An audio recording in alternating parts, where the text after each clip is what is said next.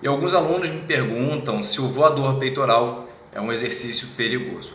Na verdade, eu tenho as minhas considerações em relação ao voador peitoral, principalmente em relação aos ajustes que muitas vezes são realizados. E é um exercício que eu particularmente não costumo mais utilizar muito. Eu vou explicar o porquê.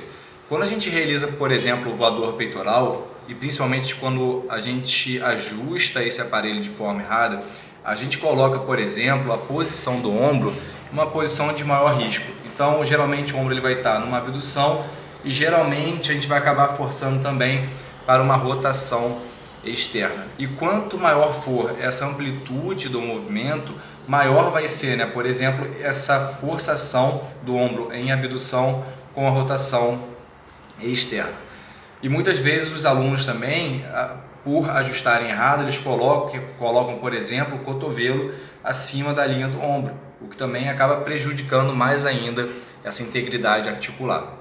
Então é um movimento, é uma posição articular que muitas vezes acaba gerando um estresse ali em elementos passivos, como por exemplo os ligamentos, que por vezes seria desnecessário.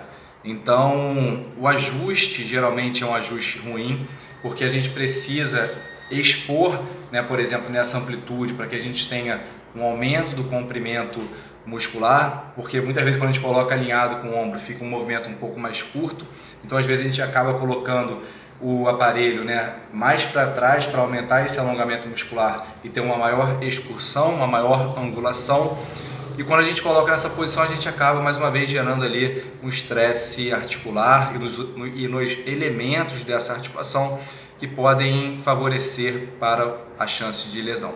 Então é um exercício que eu acabo evitando por causa dessas questões que eu falei para vocês, o movimento de abdução com a rotação externa, muitas vezes o ombro ele acaba ficando numa posição, né, muito posterior, a gente acaba tendo que botar o aparelho muito para trás para conseguir ter uma boa amplitude.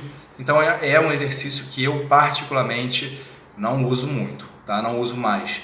Então cada um tem as suas considerações, cada um tem a sua forma de enxergar. Hoje em dia eu enxergo dessa forma.